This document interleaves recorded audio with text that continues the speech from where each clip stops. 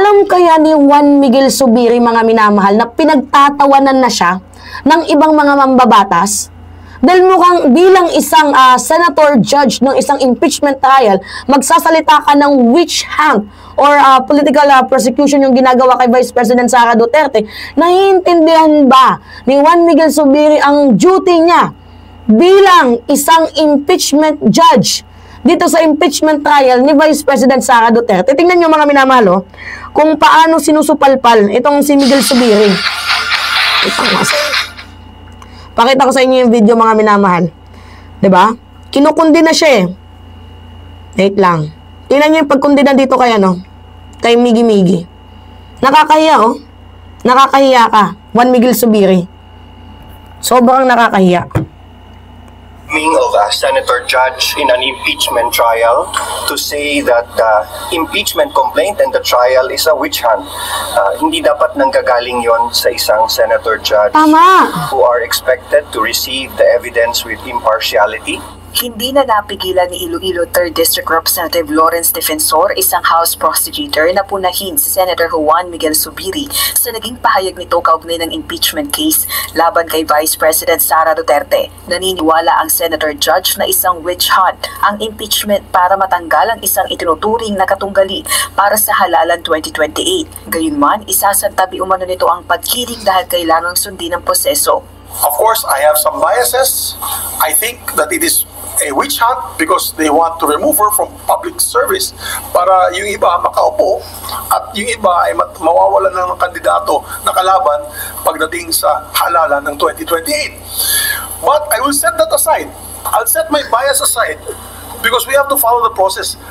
Yan ang proseso ng konstitusyon. It cannot be changed. Tingnan nyo kung gaano katukupal, no? Of course, we have a biases. Tapos at the end, bigla niyang huhugutin yung, ano yung sinabi niya, mga minamahal, I will set my biases aside. Tapos sa kanya mismo manggagaling, di ba?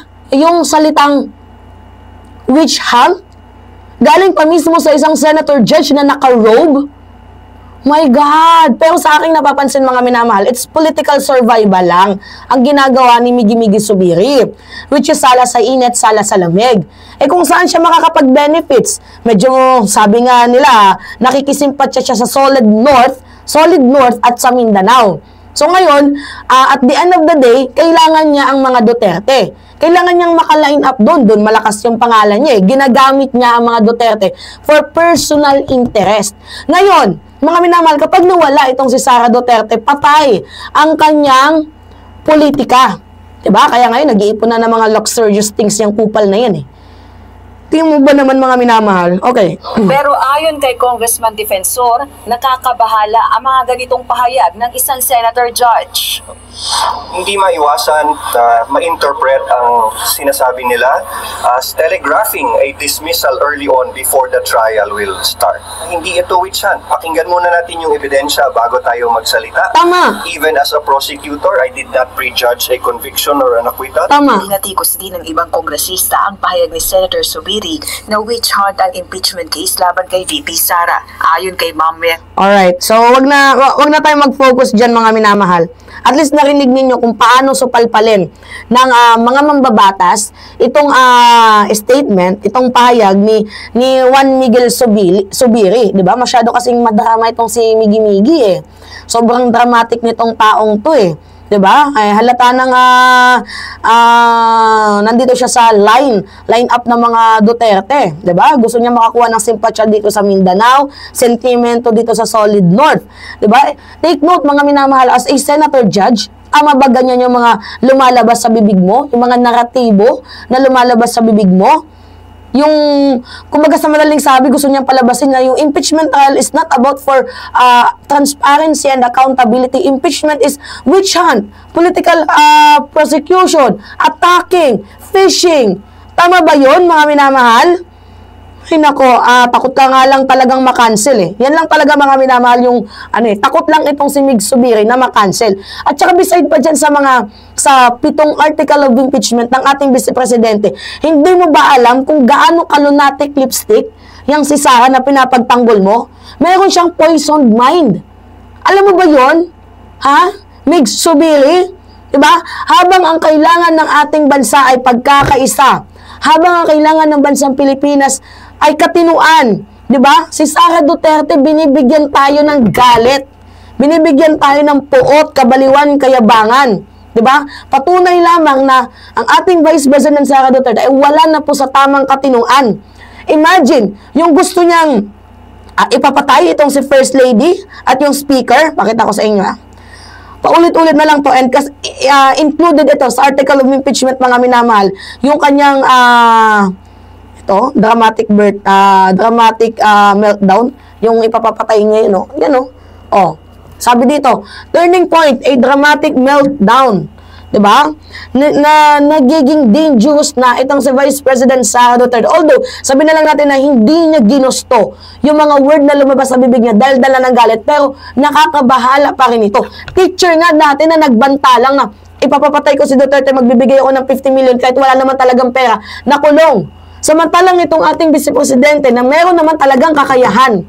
At lalo pat mayroong issue sa Davao Death Squad na pumapatay sila ng napakadaming, bumabaliktad sa kanila, yan, ganyan, di ba? Sobrang dali lang nabitawan sa kanya yung mga kill remarks na yan. Can you imagine that na mas delikado kapag ang VP ang nagsalita dahil meron siyang kakayahan? Tapos ipapagwalang bahala yan ni Mig Zubiri? Ay, mga minamahal. Isa pang ginawa niyang kabaliwan, mga minamahal, na ipapahukay niya daw si former President Marcos Sr. at itatapon doon sa West Philippine Sea. Bilang isang abogado, tama ba na bitawan mo yung ganyang remarks? Tanong lang po. Bilang isang abogado ka, di ba? Lawyer ka. Yung isang bayani, ipapahukay mo tapos ipapatapon mo sa West Philippine Sea? Kaso yun, mga minamahal. Di ba? Kawalan na yun ng respeto.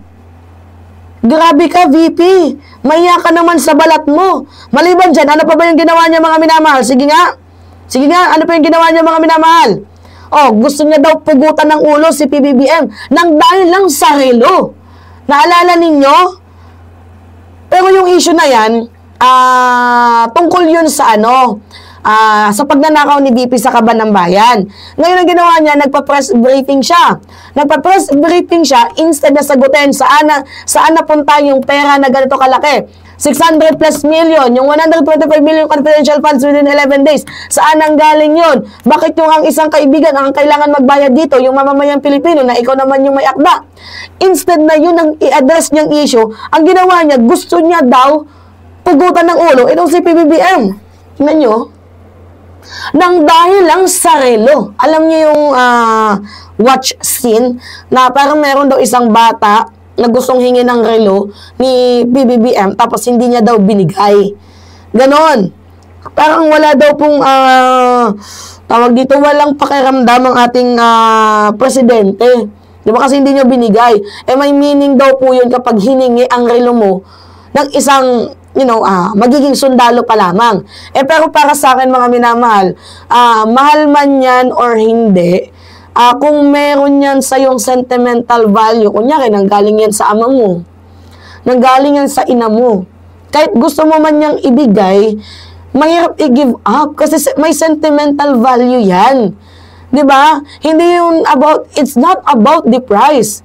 Yung sentimental value yan ng binigay sa'yo ng isang tao. Sana man lang mag-gets yun ni Vice President Sara Duterte. Diba, mga minamahal?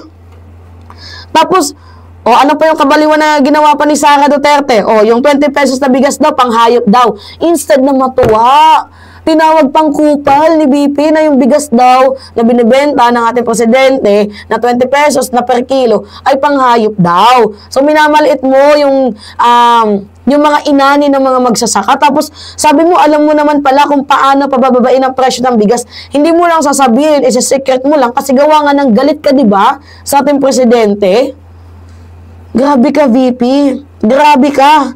Ito, meron ako papakita sa inyo. Disappointed si Agriculture Secretary Chu Laurel sa naging pahayag ni Vice President Sara Duterte hinggil sa ibinebentang murang bigas. Sa panayam ng PTV sa Kalihim, tiniyak niya kalidad ang ibebentang 20 pesos sa kada kilo ng bigas. Si Denise Osorio ng PTV sa Balitang Pambansa. Pinalagan ng Department of Agriculture ang banat ni Vice President Sara Duterte na panghayop ang ibebentang tig 20 pesos na kada kilo ng bigas ng ahensya. Ayon sa DA, mismong mga opisyal ay kumakain ng murang bigas, kaya sigurado ang kalidad. We're trying to do our best to do the job that yung aming mandato, and part of it is giving the best quality rice that we can process, no, for the consumers. Kinakain ho namin yan araw-araw dito sa DA, no, to ensure ako mismo araw-araw ay tumitikim ako ng bigas, at lahat kami dito yan ang kinakain namin galing sa NFA. So it's good. Well-milled rice daw ang kalidad ng... Diba? Tapos, lalaitin mo lang instead na matuwa ka? Oh my God! Ano pa yung kabaliwang ginawa niya? Naalala ninyo yung ipinasight and contempt itong Zulaika Lopez. Tapos nag-request siya na magja-jogging sa loob ng batasan? Ay, nako. Magja-jogging ka sa House of Representative compound. Naka-violate ka na nga ng protocols. Diba? Tapos gusto mo pang magstay overnight? My God! Diba? Kaya nakakatawa yung mga nagdedepensa dito sa ating Vice President. Baliw nga. Kung si Lenny Lutang, si Sara baliw. Yun yung totoo. Nakakahiya. Grabe ka, Miguel Zubiri. Sana nasisikmura mo yung mga pinagsasabi mo, ha? Sana nasisikmura mo yan. Alright, so mga minamahal, pengi lang ako ng comments niyo, likes and share, and also don't forget to click the subscribe and hit nyo palagi ang notification bell for more update. Yun lamang po at ingat mga kababayan.